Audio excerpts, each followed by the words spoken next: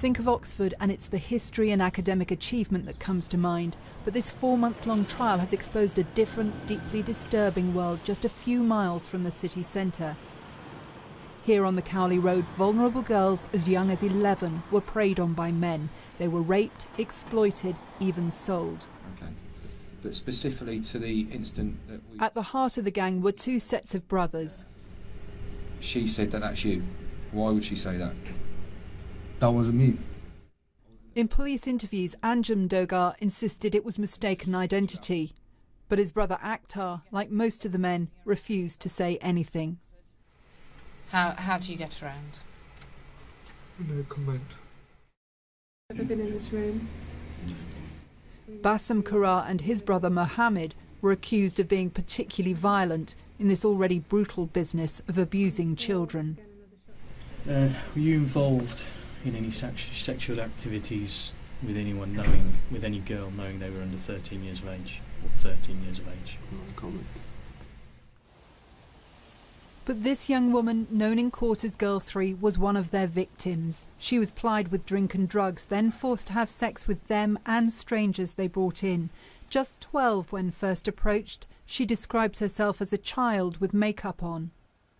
They knew everything that they had to say to get a vulnerable person, a young person, on their side. It's sick what they did. Now I know what they did, I can see it.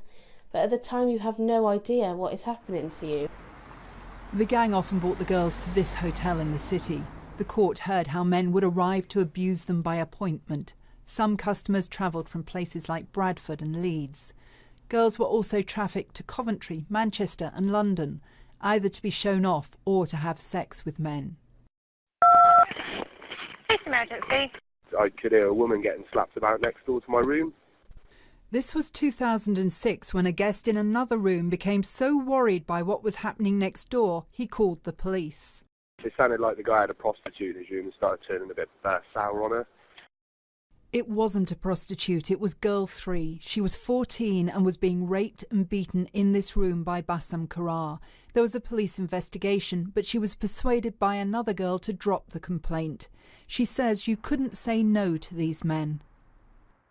They were physically threatening and verbally very aggressive, and they were scary. Her mother was desperate. Despite numerous letters and 30 case conferences, social workers, schools and police offered little help. She tried everything to keep her daughter at home. She'd get a phone call and she'd turn into kind of like an automaton. I used to try and restrain her to start with, but that only ended up in, one or other of us getting hurt. And I was advised not to do that. And I used to then try and follow her out of the front door, and I would usually just see her getting into a car and being driven away. This is one of the places where the girls described being approached as they were hanging around with friends. To start, the men were extremely friendly, offering them cigarettes and drink, making them feel special. But that was the grooming that came before the exploitation. The at times sadistic abuse of these girls went on for years. Most of the victims spent time in local authority care, and Oxfordshire County Council accepts it failed to protect them. This is a horrendous thing that's happened. We're really sorry that it took so long. We have learnt a huge amount over this period of years in terms of how to deal with things. Going back, social workers were doing their utmost to try and protect children. I don't think we realised quite what we're up against then. We've learnt a lot with the police subsequently.